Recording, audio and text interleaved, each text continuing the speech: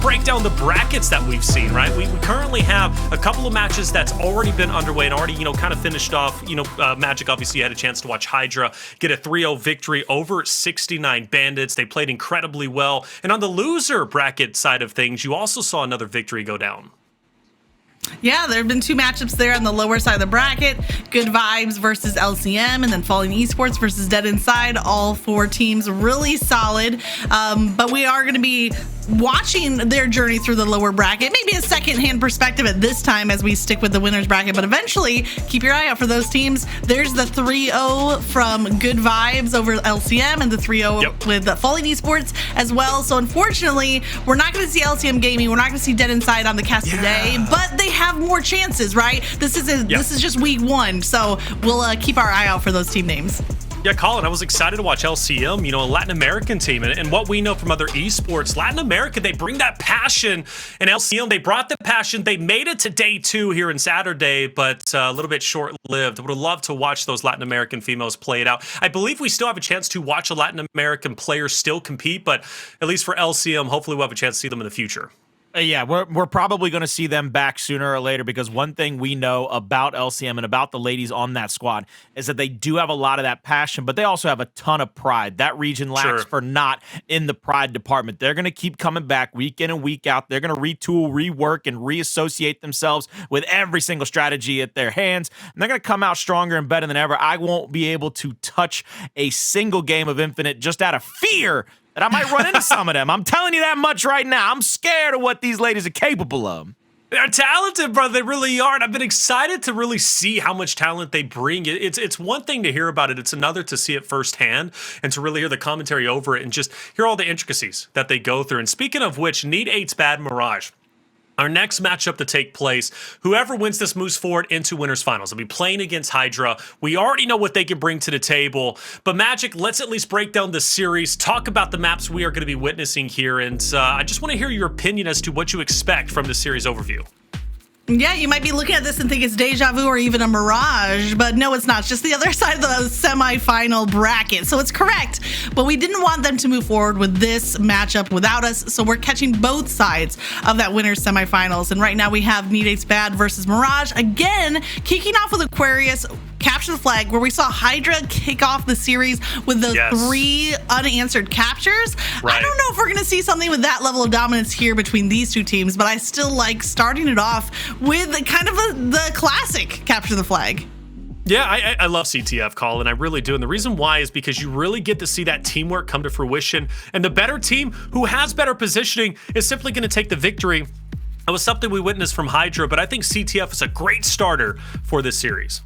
CTF serves a couple of different purposes for Need 8s. One of the things that I think they can do is really frustrate Mirage. They can go into this Capture the Flag, get a couple of early captures, and really kind of prolong that map out, really make life hard on Mirage, make them feel like they might be a little weak and a little woozy, that their team fire's not there, their shots aren't there. But Mirage can do the exact same thing. They've got a couple of ladies on that squad that have incredible teamwork. I don't know if they're going to get as frustrated on a Capture the Flag as we've seen some other teams where you start to see them press. You start to see them go for those little miracle plays. We're going to go through the middle. All of a sudden, we're going to send 3 deep and a little wolf pack on one hallway. I think that's what we're going to have to be aware of, is that both of these teams have a ton of composure. So that Capture the Flag is like a little bit of an appetizer, as I would say, leading into those main courses of the TC and the TS and the strongholds, baby.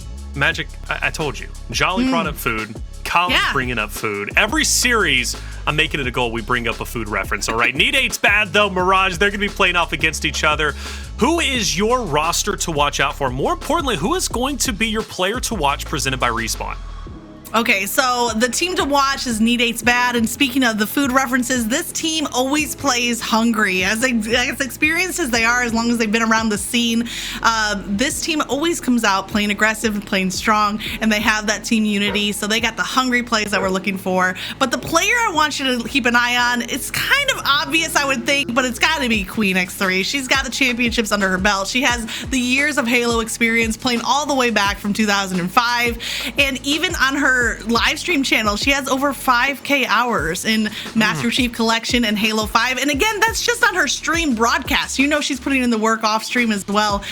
So when it comes to just all around experience and professionalism, Queen is going to be your player to watch.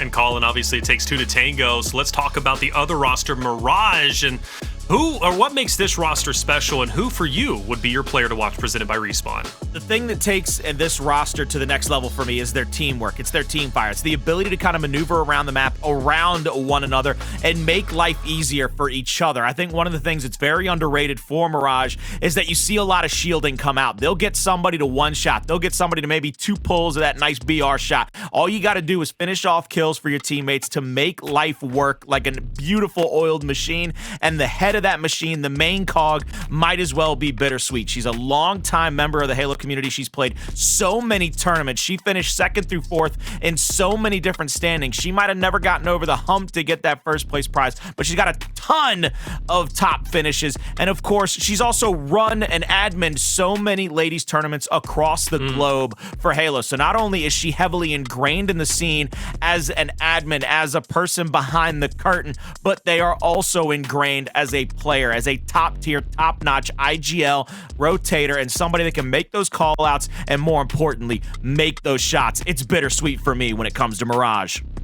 Love it. Love both of your picks. I really do. And one thing, Colin, to take away from BiiTTERSWEET is she loves to be sneaky, get on that flank, and make high-impact plays with the sniper as well. So map 3, when we move into live fire, be on the lookout for her to truly make an impact on the battlefield, sniping some heads, popping some heads, and really going off in general. Magic, you know, this is an interesting matchup from my perspective because you have BiiTTERSWEET, who is playing on Need8's bad. You know, she's truly representing Latin America at this point in time. She typically plays with Latin American rosters, but she's trying her hand with this Need8's bad roster. So you got BiiTTERSWEET on one end, and then on the other end for Mirage, you got Christina. And Christina is representing Australia, and she's going to be playing with that high ping. Talk to me about that dynamic. I mean, I love it. I love that you can team up with players all across the world. Now, unfortunately for Christina, she might have some ping issues. We talked about that before. She even has a clip where she was getting, trolled by some players. And they're like, do you even realize what ping she's playing on? And she's making it look easy. But yeah, so props to Christina for sticking in there, even though she is literally on the other side of the world. And, time zones and all of that to be able to work through it in order to compete in this tournament. We're really glad to see her here.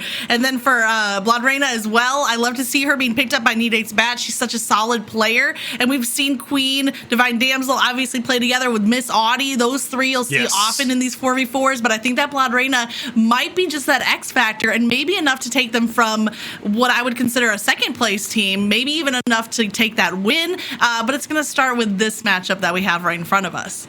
And Colin, Miss Audy, that was one Magic ended up saying. I talked about Christina, I talked about iBlodreina, but let's talk about Miss Audy for a second. I had a chance to interview several players who are competing today or may not be competing in general, but I was able to pick their brain and really talk about certain players. Miss Audy consistently was labeled as top 3 in their book in terms of power rankings because of her impact on the battlefield. She's hugely aggressive and sometimes can be hard to rein in. So for Miss Audy, for Need8's bad, what are we expecting from her?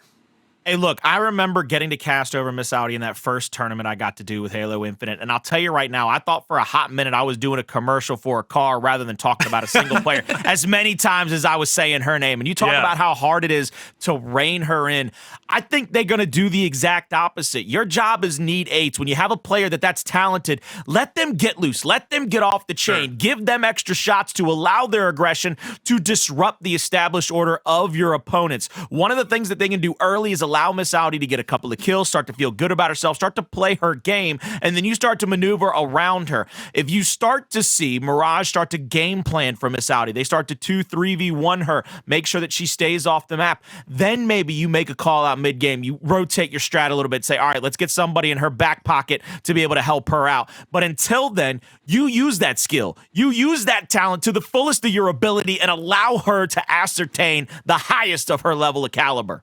Set her free, break the change, right, Colin? Just let her do her thing, man. Don't reel her in. Just let her be a beast on the battlefield. And Miss Audy, she's going to be a beast today. I am sure of it. Need8's bad is definitely going to be happy to see her pop off. Speaking of which, another prediction segment. Magic, you had your first one before. You ended up being correct. I'm going to start respectfully with you. Who are you going for this time? I have to go with Need Eight's bad. I think BiiTTERSWEET is really that missing piece of the puzzle for this team lineup. I think they're going to come out strong, and I think they are going to be a dominant force, similar to what we saw from Hydra in the first series. I expect the same level of play coming out from Need Eights. All right, Colin, what about you? Hey, look, you know what's better when you get like, a queen in the hand in poker? Maybe even get a pair of queens. It's when you got a queen times 3. That 3 of a kind queen. Hey, ain't no doubt about it. It's Need Eights in this one. Oh, man, Queen getting the gas today. I like it, but you know what? She deserves it being the veteran that she is, so it's 2 for 2.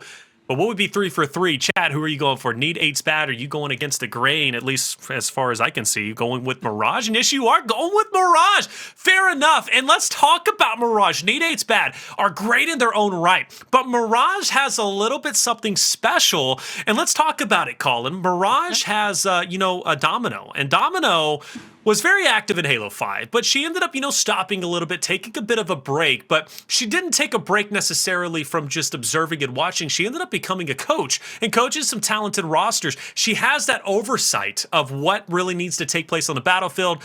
I expect her to be, if there's ever going to be an IGL for Mirage, I would put her as the IGL simply because she's used to coaching and getting her point across quickly and clearly. But let's talk about Domino and that coaching experience and what that value can bring or what that value can mean for the Mirage roster in the series. Domino has really gained a next level ability to have battlefield awareness, understanding the push and pull of every single fight, where you're struggling, the rotations that you might have to take, the fights that you might have to make, especially later on in this game mode. When you have a CTF, you're going to have that constant push and pull. We've got to try to get people out around from your flag, try to push out toward theirs. But when you get into a Slayer, when you get into a Stronghold, you'll start to understand the fights better that your team is not firing on all cylinders on. Maybe you need to rotate here. Maybe try to take a different fight. Maybe try to manipulate the map in your favor. Domino now has that. Becoming a coach has given her that oversight to become not just a high caliber player, but a tactician at any given moment in time. It's like Sun Tzu said, you have to understand your opponent to win the war. Domino as a coach, she's going to understand opponents better than anybody. Classic book, Art of War, baby. And Magic.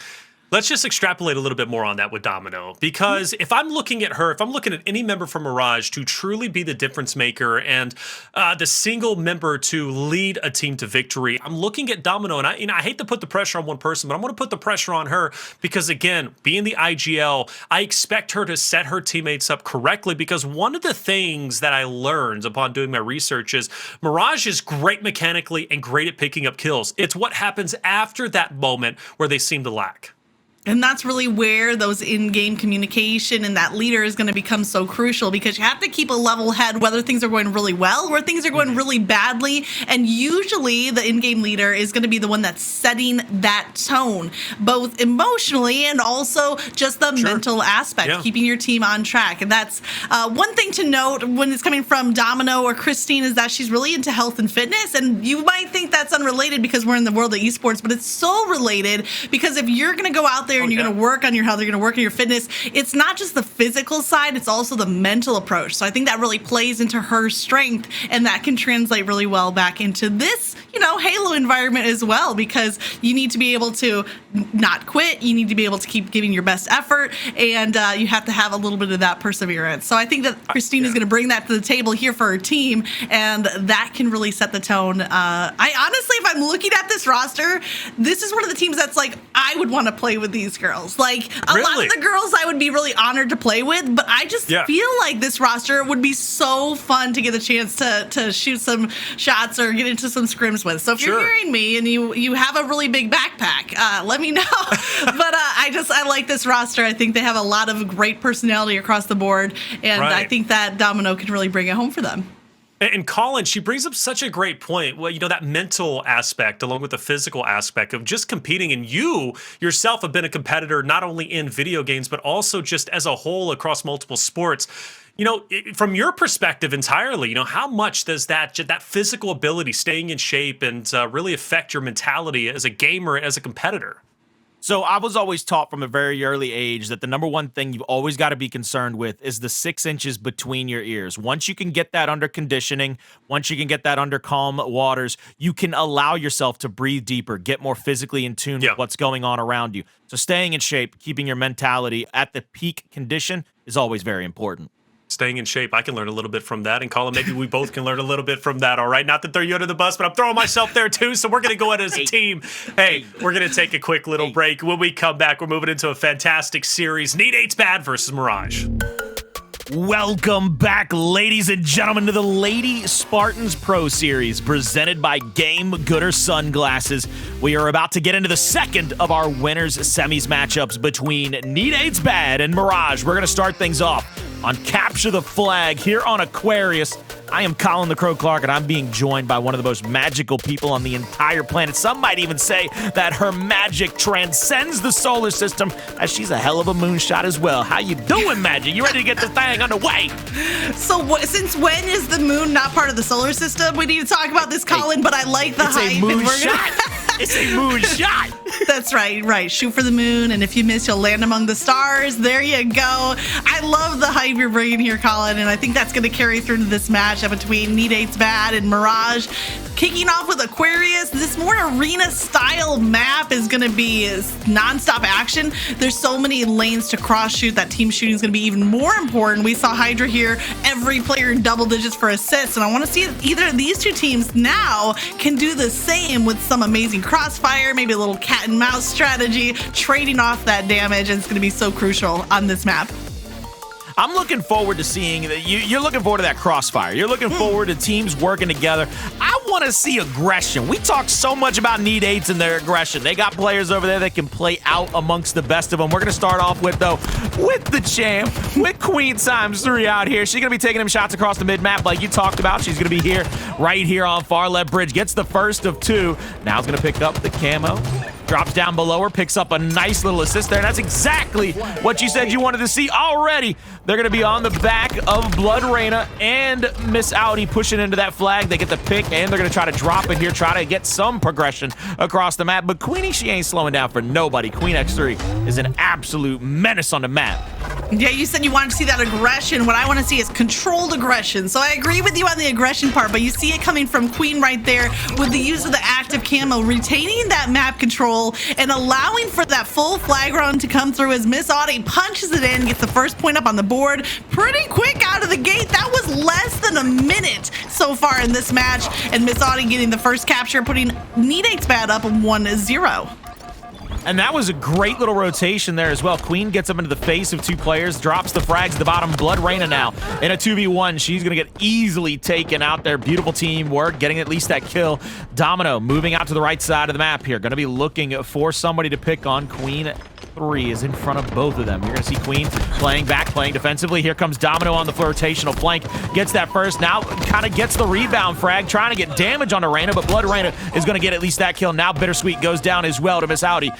Miss Audy and I believe on the opposite side, BiiTTERSWEET went down. So Miss Audy's just going to try to get this flag pick, try to get into the middle of the map. Quick little pick and a throw to the middle will give her at least an advantageous point. Trying to push into this corner. Goes for the beatdown. Won't be able to get it, though, but an easy rotation in by BiiTTERSWEET to get that kill. No kills, just going back and forth here on the board. BiiTTERSWEET still trying to get her first kill on the board. I think we're going to see it as she does take down BiiTTERSWEET. Now she's going to carry through, using that momentum to get the next position. But what she doesn't see in front of her, maybe she does from call out, two of the Need 8's players cutting her off at the utility, including Divine Damsel here, playing some nice defense and looking for that top mid controller, trying to pick off any player that's going to try to take that. Now Queen, with a little help from a teammate, picks off a nice kill, and she's going to get this very great location here. A nice spot to be able to clean up kills from teammates and then contain that aggression you were talking about, Colin. She has to win this 1v1 against BiiTTERSWEET, and man, did she make it look easy, as she still has shield left to play with. It's going to be enough for a quick flag grab, but now forced to retreat to preserve that life. Based on what we've seen already on stream and from where we can see the x-ray, the names popping up, the thing that has given Need 8's Bad a definitive advantage in this map, they've got 13 kills already through the hallways. They are controlling at least a quarter of the map, a portion of the map. It's forcing Mirage through the middle, which is leaving them wide open to those long-range angles, those shots on from the BR. BiiTTERSWEET is going to get that third capture in there for Need 8's Bad. Now only 2 away for a clean sweep here. Map number 1. You see Audy trying to move up on Cutie, trying to get at least that first shot. The beat down followed by the easy shot in. Will get a secondary kill. for the team of Need8's Bad, and they are just sitting in spawn right now. They are torturing Mirage at this point, making their life absolutely miserable. Another assist coming through, helping Queen get that kill. Sees the respawn just in front of her, and I mean, as long as she keeps all this attention onto herself, they can't contest the flag. That's going to be 4 points in, 4 points out. They are one cap away, and this is what I was worried about. Need8 can frustrate Mirage with a clean sweep and the way that they're able to just continuously keep the pressure cooking. Absolutely, the pressure is cooking, and I knew you'd find a way to bring it back to the food topic here, but Queen finds herself in the pressure cooker as she's taken down, and now Divine Damsel able to pick up those dynamo grenades, tosses them both out, but it's not enough to save her life. You see the flag sitting there on the ground. BiiTTERSWEET there pushing back, gets the kill on Christina. Now BiiTTERSWEET comes in with a cleanup, kills trading back and forth, but that flag is getting ready for a reset, and there comes the touch with the reset. We're still holding out hope that Mirage could get a flag up on the board, as Need8 have 4 already and 3 players in double digits as well. And I'm just taking a look here. You're going to see 17 assists on one side of the map, but you see on the opposite, Mirage doing just as well. They're already up in the 20-digit area of assists, so it just tells me that the pure slaying capability of Need8 is what's winning them the day. As good as the support fire has been for Mirage, they're not able to get that pressure because they're not winning those clutch 1Vs. They're not able to get up into the spawn and keep players off of balance. We're going to be on board with Damsel, and she is just going to continue to just hop drop this flag. They're going to wait for the retakes for her to be able to pressure it in for that 5th and final cap. There's the return. Oh, but gets clicked one step away. You're going to see a lot of nades get thrown out of that bad boy, trying to make sure nobody gets that last step, but it wasn't in time. It wasn't enough. 5-0, a clean sweep for Need8's Bad in map number 1. Dominating performance indeed in Magic. That was, I mean, that got brutal for about caps 2 through 5. I mean, it wasn't just brutal in that it was a 5-0, but did you see how quickly they got capture after capture? The whole game was barely over 5 minutes. It wasn't even halfway through the game, and they already had those 5 captures on the board. But one point I do have to disagree with, Colin, it looked like Mirage team as a whole only had 10 assists on the board, and so that was a really crucial spot for them, and they had 3 and 2 per person. I don't think anyone even got into the handful, but the Need8's crossfire was exactly what I was looking for, as they really carried it home in this game 1. You're right. I was reading the scoreboard backwards. My dyslexia got the best of me for one time. I was sitting here looking at it. I said, my goodness, that's a ton of assists for not that much pressure. And I made the point, and I'm glad you point that out. Sometimes it gets the best of me. I lead left is right, right is left, and it's one of those things I got to live with. But I take those hits on the chin and keep it moving, keep it grooving. There you see, one thing, though, Colin, 13-5 up over that 2-point, man. That's just brilliant with a 10-0 KDA, baby. I mean, I absolutely agree. The 10.0 is huge, and that's why Queen is the player to watch. When she's hot, she's unstoppable, and she proved that here. But the thing here is when you're looking at the scoreboard in this view, it's KDA, but in-game is going to be KAD, so it's really easy to get those two flipped back around. But when it comes down to it, the kills across the board here, both Queen and BiiTTERSWEET with the 13, but they kind of put on a clinic for how to do capture the flag on Aquarius. Well, without a doubt, they put on an absolute clinic, like you said. I hope people are in the lab studying the way that they maneuvered through those hallways, 2 and 3 deep at times, allowing one swing player to go through that mid-bridge and get those early shots on, so as players tried to rotate back into those halls, they're either already damaged up or they're having to worry about playing their life, playing for the shield back. The only time we really saw the side of Mirage get a good kind of pressure into the cap or into the opposite side of Need8's was right there at the end. They finally get the cap off of that hill. They get it about halfway across the map toward mid-bridge, and that's when things start to get bad, where they get absolutely swarmed out. You see them get taken down and out, and then that retake comes in. That 5-0, I mean, it says a world of things in favor of Need8's Bad and the level of talent they're going to have going forward. Oh, absolutely. Going into game 2, Streets on Team Slayer, really need to see Mirage find a way to slow the pace of the game down, because that Aquarius capture the flag kind of ran away with them. Now, when you're dealing with Slayer, you have that opportunity to hopefully control the pace. I don't think Need8's are going to make it easy, as they like to have that aggressive play. So I think we both got what we wanted, Colin. I got the assists and you got the aggressive plays coming out from Need8's, and both combined make for a very dominant map number 1. Hey, look, you probably are going to learn very quickly. I like to make these kinds of references. It seems like Need 8s, they got everything you need. You step up into a restaurant, you say, I thought I was coming for a sit-down dinner, but I got a buffet. I got everything I could ever ask for, and I can get it all that I want all night long for one low price of tuning in to twitch.tv/UMG Gaming to watch this entire Lady Spartan Pro Series. It's unbelievable the amount of action we've already seen today, and I think going into that Team Slayer, you talk about having to control the pace, and I think what we're seeing from Need 8s is that they have kind of built this roster. Not really, you see them dominate against Mirage in that CTF, but the pressure, the aggression, it's built to go up against a team like Hydra. You can see the mentality behind bringing these players together, what they're looking for. They're looking at the other top teams. What do they do well? Is it their aggression? Is it the team fire game? Whatever it may be, we have to find a way to not only equal that, but maybe overcome it. So that's what I see when I watch Need 8s, is that they are trying to build a roster that can compete not just against the likes of Mirage and that middle pack of teams, but they can go up against those upper echelon teams and bring some of that same workflow to them.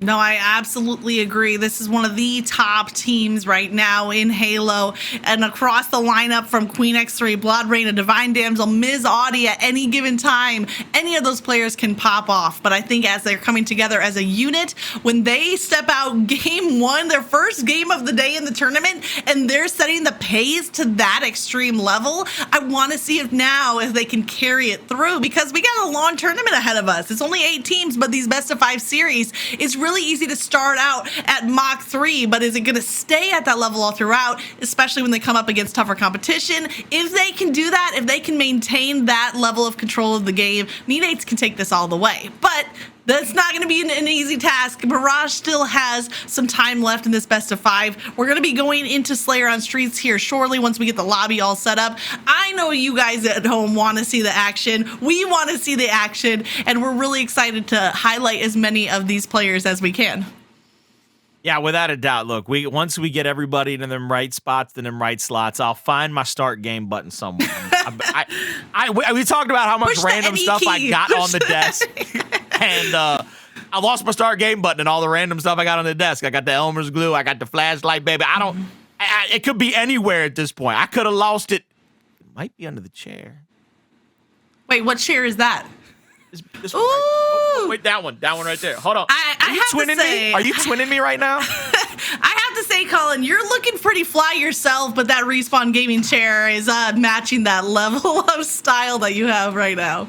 I love the sleek edges, making it look oh so easy to sit in. And actually, my pregnant wife was the first one to take a seat in it. She leaned back and she said, "This is actually more comfortable than the chair we got downstairs for me to hang out in." And I said, "Well, I'm going to need it for a couple hours on Saturday." And I had to wrangle it away from her. And I tell you what, that was not a fight I thought I was ever going to win. But I somehow found a way to get this bad boy back in the office, get it back in front of the camera for the day.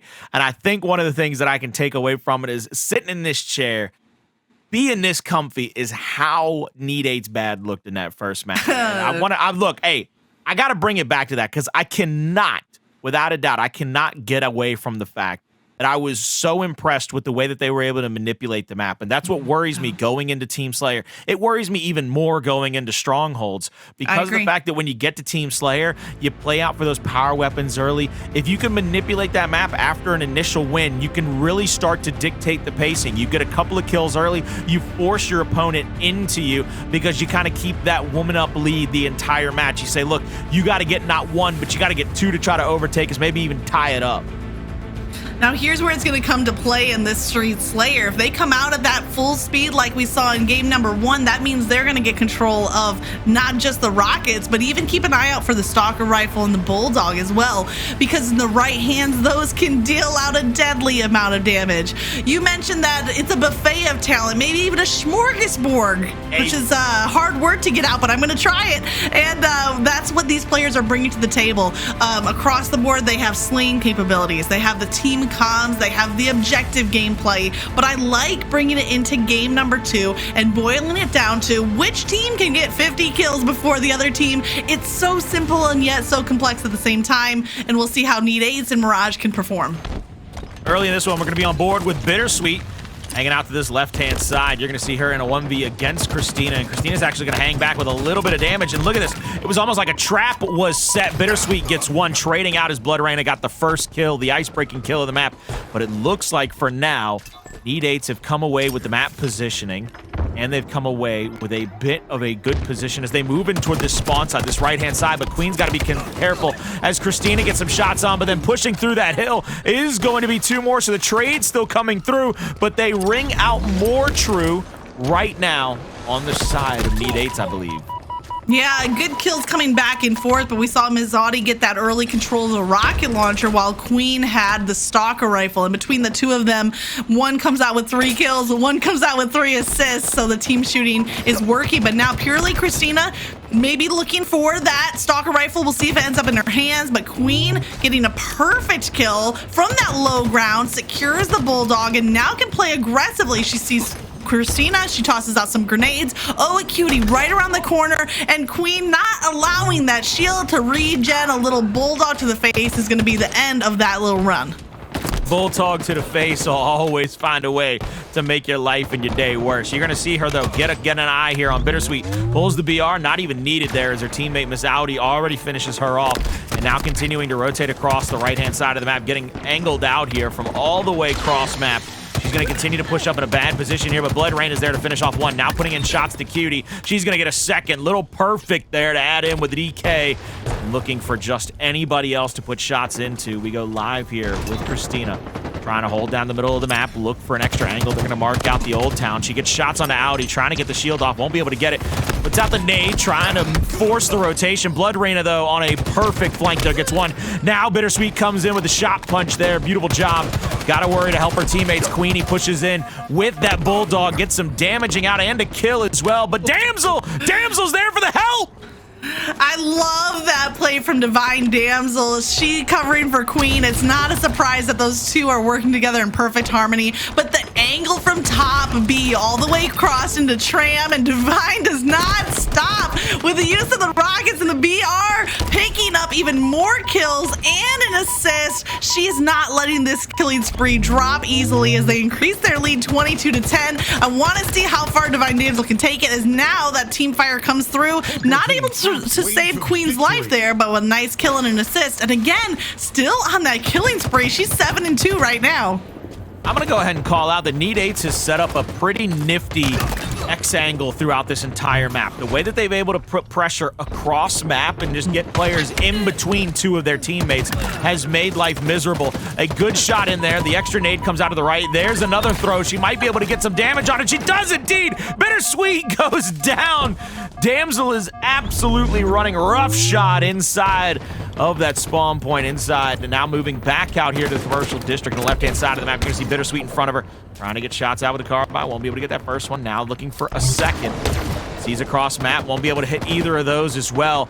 Looking to be able to help her teammates here. Cannot get a decent amount of damage. BiiTTERSWEET in the middle of the map will go down.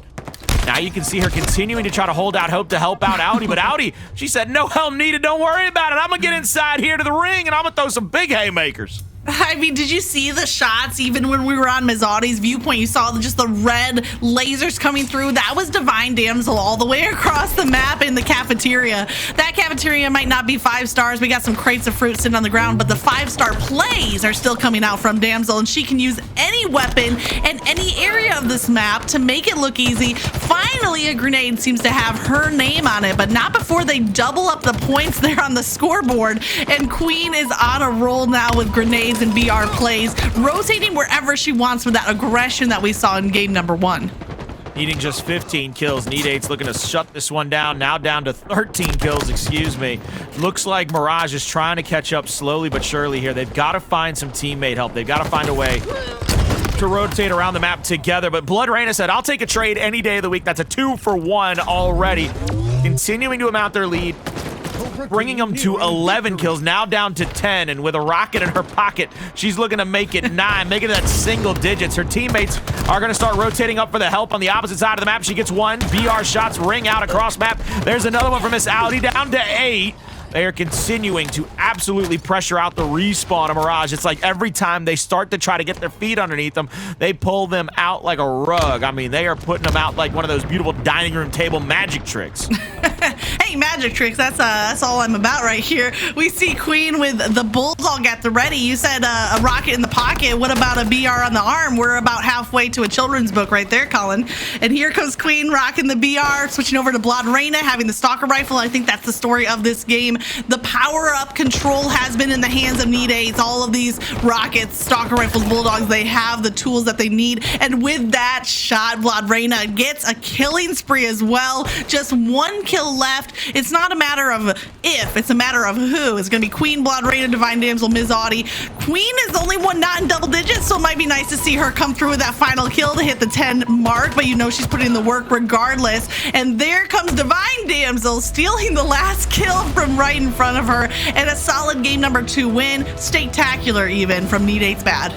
Do we get the countdown one for Queenie to break the double-digit marker right there at the end? The player, right as the game ends, she just runs up, hits him with the bulldog, a little melee, hits him with the elbow, says, "I'm gonna put the pad inside your chin. I'm gonna make sure you understand that the match might be over, but this beat down ain't." All right, she gets one more kill in after the bell. If I was a ref, I'd have to hit her with a little knock on the scorecard. Be like, "Hey, look, that was after the bell. All right, you got to go back to your corner when I tell you to go back, or you hit a bell."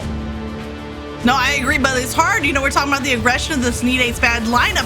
When you're going at full speed, sometimes it's hard to restrain it and slow it back down. It was just momentum, so I don't think there's any fault on there, but she is going to end with a 9. Huge plays there from Need8's bad, and I love to see the team fire coming across the map, even some unique firing angles that they made look really easy. They make everything look easy, just like it's going to be easy to let you know to stay strong and stay right here, because map number 3, Strongholds, is going to come up right after this quick break. Welcome back, ladies and gentlemen, to the Ladies Spartan Pro Series, powered by Game Gooder. I'm Taylor Reflections Noble, joined by Magic and Colin. 2 maps down and 2 in a row for the side of Need8's bad. Looking absolutely unstoppable. Magic, map number 1, no competition, 5-0 victory. First cap came in under a minute. Let's talk about map 1 and why Need8's bad dominated it as well as they did. I mean, the why is pretty simple. They set the pace of the game, and they never let their foot off of that gas pedal. Maybe you can credit that to Ms. Audy as well. She opened up the game with some nice plays, and again, they just never seemed to hesitate or stop, and there was no answer there for Mirage in that first capture the flag. One of the most dominant Game 1 wins that I've seen. I mean, seriously dominant. It was absolutely insane. And, you know, obviously we see the scoreboard for this Slayer right before you, Colin. And, I mean, no question, Divine, she has 14. Does she have the highest KD8? No, that's going to go to BiiTTERSWEET, who played spectacular. But there was a point in time where I didn't think Divine could actually die. You didn't think she could? A lot of people probably felt that way as well. I was actually really loving the fact that we were keeping an eye on BiiTTERSWEET. I joked around off broadcast and said, you know, Queen of Blood right there. She was collecting souls and bodies that entire map. She ends up with that 15 and 6 and 6 for the 11.0. But I'm really impressed with the fact that, to me, they found this kind of really two-headed spear where BiiTTERSWEET and Miss Audy are able to control the front line of their offense so well and allow a player like Queen, who's deadly in her own right, to come away with only 9 kills, but she gets them 10 assists. Like, when you can allow Queen to just be an assist machine, when she can just kind of put a quarter in, pull the handle, and say, let me get these double-digit assists, that makes you dangerous on a whole different level. That makes you look like a beast and an animal from primal stages, baby. But you know what, Magic? Like, Queen is okay with that. Queen is okay with taking the back seat as long as they get the W. One of the key points about Queen that I didn't have a chance to bring up pre-show was her composure. And really, when it comes to composure in a female competitive scene, you could make the argument that Queen is probably the most composed with the way that she could keep her head into the game, but also kind of exude that to the rest of her teammates. No, absolutely. You can see that on the cams here. You know, she almost has like a blank expression, but you can just see in her eyes that the wheels are always turning. She's thinking a million miles a minute, but it doesn't always have to come out with verbal comms. It comes out in her gameplay, which is some of the smartest gameplay that there is in Halo right now coming out from Queen. So, I want to go back to you, Magic, because you mentioned BiiTTERSWEET. You know, obviously that was one of the key points when we talked about Need 8's bad, because she was the new addition to this trio that had already been successful in the past. And you said yourself, you were actually a fan of BiiTTERSWEET joining this roster. Clearly, she hasn't disappointed. She had a 6-0 KDA and big impact plays on Aquarius, obviously on Streets. I mean, she did even better at some points. I mean, I'm just like, can she even die too? It was between her and Divine. Who's going to go down first? But BiiTTERSWEET, why were you so excited to see her on this roster specifically, and have you got what you wanted? I mean, I've seen her play before, and she's just such a solid player. I think that this could really be the team of four that Queen, Divine Damsel, Miss Audy needed. I just feel like she can fit into any team and kind of fill in what's needed there. She's just a solid mechanical player. She knows how to use the tools in the sandbox. One interesting thing between this matchup is she was actually with BiiTTERSWEET and ohaqt, who are on the Mirage lineup for the last 4v4 tournament. So she's maybe has a little inside knowledge into how the other team is playing. Never hurts, does it, Colin, to play with the enemy, right? You know, to know what they're up to and what they're all about. Clearly, you're not going to keep it a secret because your job is to try and beat them. Keep your friends close, keep your enemies closer, and understand at all times somebody's coming for the throne. And when you got a name like BiiTTERSWEET, you sitting on one already, and everybody's going to be coming for it. He's also right there side by side with somebody else who's got a throne. But hey, I'm gonna keep echoing the same sentiment with BiiTTERSWEET. The fact that she comes onto this roster and gives them a next level offensive front line with a Miss Audy, allowing the rest of these players. I mean, Divine Damsel, you talk about her not being able to die. That is in due part to the amount of pressure that Audy and BiiTTERSWEET are putting on the map. It's harder to pay attention to the other teammates when you got two people in your grill all day. And Magic, I brought that up with you and Jolly in the last series when we're talking about Hydra and obviously 6ix9ine Bandits trying everything in their power to, you know, some of them trying to be star-studded players, and they are in their own right, but it's hard to be a star-studded player and make big impact plays when you're getting focused by 2 at a time, 3 at a time, maybe the whole team focused on you. No, absolutely right. And that's what Need 8's has been throughout, even with these crazy cross shots. I want to say Divine Damsel is who we saw the most from, covering Ms. Audy, covering for Queen even, who are great players in their own rank, but everybody needs a little helping hand from time to time. And that's what we're seeing out of this Need 8's lineup. Streets was a great example of that. I think that's one of the best maps to highlight that crossfire with some tricky little angles, and they seem to make every single one of them work. But also a thing to note from this lineup is their control of those power-ups. They've obviously practiced. They've obviously played together because they know how they're going to make a push. A lot of times those power-up weapons, rockets in that case, are going to be out in the open. You know, when we go to live fire, it's going to be the sniper. And you have to have a strategy going into it in order to come out with that advantage. And we talked about, you know, letting the chains off Colin for Miss Audy. You know, just let her go and slay. Let her do her thing, right? This is the map where she really can be herself and do her thing, right? We're going into Stronghold. We're moving to live fire, arguably a more aggressive map even than that of Streets, closer and tightly contested, a punishing map indeed. And Miss Audy could be the reason why she could be punishing the other roster. We talked about her being maybe top 3 in competitive females in general. We also talk about her ability to flank. But her ability to snipe, Colin, and live fire's coming up next. Miss Audy, she might play a big impact. She might very well play a big impact with or without the sniper in her hands. I was going to say for a second, Magic probably saw in the last time we saw live fire, you had kind of a horse track. You kept having hills get traded out. I don't know if we're going to see that, but the way that they were able to dominate multiple sections of 2 different maps, looking at Aquarius, looking at that Slayer, where they're able to kind of control the way that the map has to be played. When they go into the strongholds, when they have the ability to kind of take over what I would call the strong side of the map, I think they're going to do that. They're going to sit on the 2-to-1 advantage until they get probably a clean sweep or maybe 3 out of 4, and then pressure out and basically say to themselves, we'll just call out the respawn, we'll rotate around when necessary, and we'll make sure that nobody is getting outflanked. Nobody's giving up easy kills, and we're definitely not going to give up our defensive positioning, because that's what I was able to see. Whenever they lost one player, I think it was one time we saw Miss Audy go down. Instead of having BiiTTERSWEET push back and pull away from the fight, she got the next kill and actually filled in the spot that Audy was in. And then when Audy came off spawn, she went over to that right-hand side of the subway. So they basically understood so well their positioning and their players that they said, we're not going to change what we're doing. We're just going to fill in the gaps. And that makes them scary going into a strongholds. That's a great observation, Colin. And Magic, let's touch on that a little bit more. Filling in the gaps. You lose a player, all of a sudden the refresh is right there. And at times that can get quite exhausting. You think you're making a breakthrough towards a lane, and then all of a sudden you're falling back because it's like, there's another one there, and then there's another one there. It's hard to gain the ground, gain the positioning. If you had to say anything was weak, or maybe something's not weak, but maybe something that could be capitalized on, obviously that refresh is great. Is there any way to battle against that, and how would you go about it?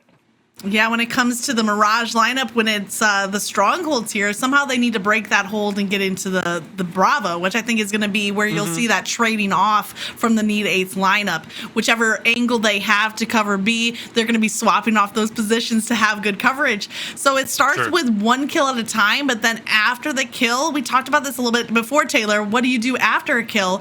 It's going to require Mirage to not just get a kill, but then be able to find enough cover to regen the shield before moving forward. So you kind of have to slowly work your way into the map position you want, and then take into account the trading off of the players from Need 8. So you always want to go into a fight fresh. You can't push into a fight without full shield. I guess that would be the nutshell. Yeah, push up slowly. It seems counterintuitive, though, if you think about it, because it's like, man, this team is so aggressive and they're constantly in my face. And again, that's just something you got to battle against. Look, we're going to take a quick break. Map 3 is going to be exciting, and we clearly need an answer from Mirage, and I'm confident we will get that. Will they win the map? Well, that's up to them. We'll be right back after this break. If you're a fan of Mirage, I hope you brought your lunch pail, because this is going to be a long day ahead. You're down 0-2. You go into strongholds here. You've got to get the answer. Taylor said it before the break. Are they going to have the answers to the quiz, or are we going to see the questions get changed once again, baby? What are we going to have here, Magic? I would love to see Mirage take a map off of Need 8's bad, but with the way this series has been shaping up, I'm afraid that's kind of a slim hope, as Need 8's have come out looking so strong across the board. Queen X3, BiiTTERSWEET, Divine Damsel, Ms. Audy, any of these players can come out and get the job done, including, we talked about Divine Damsel. She had a huge killing spree in the last match, and now she's setting up for another as she picks up the heat wave and is going after Christina out of Australia, and seeming also on a continent all her own at the back of B. And early in this one, it looks like Mirage does have the 2-1 advantage. They're going to continue to garner and gain some points here. It's going to take a little bit of a retake here from the side of Need 8 to try to get into the score sector of this. You're going to see Queen pick up that OS, and she's going to slap that bad boy on early with the sniper there on the offhand. She is going to be a dangerous opponent to deal with, but I like that. The quick melee comes out trying to help take away that OS early before even having to engage in the firefight. Now the fragmentation gets thrown left, right, and center. She's going to get taken out before even being able to use that OS to its fullest ability, before even being able to use that sniper rifle. That is beautiful teamwork by Mirage early in this one. And did you notice, though, from Mirage, how they slowed down that fight? And Queen was very patient, waiting for help to arrive, but it never did. Good restraint there from Mirage, holding that zone and patiently kind of working Queen's health all the way down, which is what they needed. BiiTTERSWEET now off to a great start with that 3-2, and also a heat wave to show for it. Going in, and BiiTTERSWEET does take her down, and then there's the crossfire, the team shots we talked about, as Miss Audy kind of sweeps through. Meanwhile, Need 8's bad grabbing C, but Mirage have that grip on B, which is what they need, and they prevent the A capture. This is just what we want to see out of Mirage, coming out to a nice 60-0 lead. Without a doubt, this is a great initial for them. You can see the B hill being contested up here. Beautiful snipe out from Miss Audy, though. I mean, clean headies all day long as you hop up to that OS. Don't do it to him. Stay on it. Stay on it, Audy. Let somebody have it. Goes for the headshot there. Misses that, but picks up the body and the kill there on the secondary shot. The body gets the shield. The DK is in. Miss Audy on another big set of kills has put her team in a beautiful position. There's the shielding shot. She's on the spree, and by God almighty, she's going to look for even more than just the 3 that we've seen on screen. She's well off and on her way. Oh my goodness gracious. Somebody stop this lady. Put the brakes on her. I think the replay afterwards is just going to be that highlight right there. It could be all Ms. Audy. And throughout, she remains so composed, cool as a cucumber. Meanwhile, popping off with the use of that sniper. And it's not stopping. And here we come with a little triple cap coming out of Need8's bad. They saw that early lead from Mirage, and without blinking twice, Ms. Audy is shutting it down with these kills. She has double the kills of anybody else on the board right now, Colin. At 13 and 2 for Miss Audy, and she's going to slide out here to the far left side of the map, looking for these angles, picks up the plasma grenades. Now going to be pushing into Egg, looking for the defense here with her teammates. Sees Cutie in front of her, shots on, gets a shield, and there's another kill in. She is trying to get to the 10, but it will not be this time, but it's only a matter of time. It's not when. It's going to be here and now, because we see another retake coming through for the side of Need8's bad. They're going to be in the 2-1 spree. Yet again, BiiTTERSWEET trying to play a little defense against Miss Audy in the bottom. Miss Audy, she's right back off a respawn, and she's right back to her damaging ways, putting the hurt on everybody.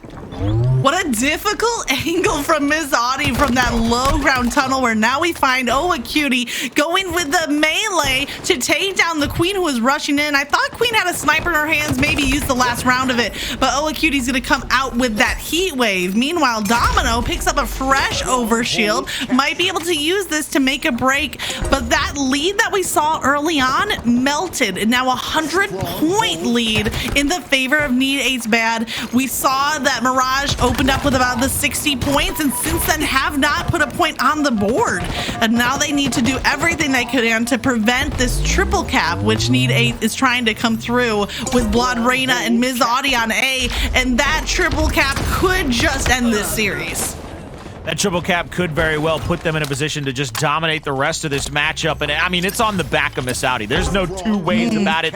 No ifs and buts. And if we had them, we'd be candies and nuts, and it'd be a Merry Christmas for everybody. Miss Audy has done everything to put her team in a position to not only win this map 3, dominate it as well. She gets the repulsor up to the top. I know Shyway's out there smiling right now. I know he loves those next level movement plays. And now she's looking down at Cutie. She's going to get the DK, looking for 3, looking for maybe more, but she's not going to get it this time. Christina will shut her down, but still continuing to hold on to the 2-1 is Need8's, and they are closing in on the finality of this map. Domino drops a nade, hoping for the rebound, but actually gets more of it on herself than she does anybody else. It was like she spilled a drink right down the front of her bib. She made a little mess, and somebody came in to clean it up like a custodian on aisle 3, baby. I'm so confused about the number of analogies that just happened. Something about a bib in aisle 3. We went from a high chair to a grocery store real quick right there, Colin. But including that moving quick from one thing to another, that's what Need8 has done all throughout the series, making quick work of this Mirage lineup. And so BiiTTERSWEET, Domino, purelychristina, ohaqt are going to be dropped into the lower bracket, where they'll have a chance to fight their way back. But man, Need8 really start off on a strong foot in today's tournament. To see. Okay, first and foremost, you have Need8 that hadn't, scored a single point. Like, literally not a single point. They were down like 62. It was a flawless start from Mirage. And I'm really thinking to myself, this is the map. This is where the turning point finally happens. Mirage starts to come back in this series. And then Miss Audy picked up the sniper. And then she took over tower control. And Jesus, did she pick up just about every single kill from that point forward. And Magic single-handedly, and I'm going to call it single-handedly, gave the victory to Need8's bad. Oh, absolutely. Everything seemed to be going in Mirage's favor. And then Ms. Audy picked up the sniper, and it was game over. From 0 to 60, all of a sudden coming right back. She was close to a frenzy. Yeah. I mean, Colin, you were losing your mind. Hey. How could you not? I mean, how could I not? You saw what I saw, what everybody else saw. Miss Audy, that entire hey, there it is. Just clip this out. Thank you, UMG, for picking this up for me. Let me throw this thing on a little montage. This thing looks so good. You could take it out on a date on a Saturday night. That's how good it looks. Brother, she didn't even smile. Magic, she didn't even show any emotion as she was just killing everybody. No, she was slaying with a sniper in the same way that I fold my kids' laundry. Just no expression. and just doing the chores. Like, all right, I guess I'll just have to pop off on people's heads and get all the kills out here. But I love it. It just shows that level of composure, and I think that is setting up Need 8s for a really strong showing in today's tournament, because they're going to come up against tougher competition, but you can't ask them to have a stronger start than what they just showed us. You know, Mirage, Colin, obviously, I know you were excited to see BiiTTERSWEET play, and how could you not be excited to watch her compete? ohaqt, Domino, Christina, obviously representing Australia, but the series wasn't close. It simply was not, and we will see Mirage drop down to the loser bracket, which is going to continually get harder and harder, right? The deeper it goes, we know that the best teams, start to drop down, and there's only going to be one team moving from losers into grand finals. But as far as winners finals go, Hydra Gaming Need 8's bad. That's going to be an amazing battle, and one that I'm personally looking forward to, Colin, is going to be Clarke versus the lady we just saw tear it up with the sniper, right? Miss Audy. I mean, two dominant slayers who pop off and command respect. They're about to face off in winners finals. Yeah, they're going to face off, and they're going to do their best to give their team an advantage in that winners finals, because all you can hope for, all you can do as one of their teammates is to help give them a definitive edge, because if they headbutt the entire time, they kind of neutralize each other out. You'll see a lot of the times you might see a kill for Clarke, you might see a kill come in for Audy, but it kind of cancels each other out. So what you're looking for both of those squads is to be the extra spoke in the wheel. Help that thing keep on rotating forward as you ride down the road and deliver them papers early in the morning. You want to make sure the goal is accomplished, so you don't want no sticks in them spokes, baby. You want to make sure that thing is nice and easy rolling down that beautifully paved road. Easiest way to do that, get some shots for your teammates. That's right. Get some shots, get those assists, and just help each other out, which, to be fair, Need 8's bad does that well. Hydra Gaming does that well. It's going to be such a good series. It really is. I can't wait to see who moves forward to grand finals. And Magic, just to get your opinion real quick before we go to a break, obviously Mirage, they dropped down. They're about to play against Good Vibes, Veronica, Songfully, Dreamy Dreams, and Mimsy, a roster that is very talented. And let me tell you, Veronica is feeling confident, and she really thinks she can make it to grand finals. No, I mean, I absolutely believe it. Veronica's been one of those players that's kind of the glue of the Women of Halo community. And as such, we've seen her on so many different lineups, but she makes it work. And that's a really hard place to be. Sometimes you feel like the third or the fourth wheel, but whatever roster Veronica finds herself on, she is a key player on that team. So I really think that with this team, they can move far ahead. But again, if we're looking at Hydra and Need 8s, I would be surprised if a team can take them down, but I would be here to see it. Well, they're going to have to cannibalize each other. Like, bottom line, only one team is going to move forward to grand finals. They might face off against each other in grand finals. Maybe, because one team might make it through losers. You can't count them out, even if they drop off. But it's going to be an exciting one, Magic Colin. Well done with the cast. We get another 3-0. But winners finals is coming up next. Hydra versus Need 8's bad. Miss Audy versus Clarke. You don't want to miss out. This is coming up after the break.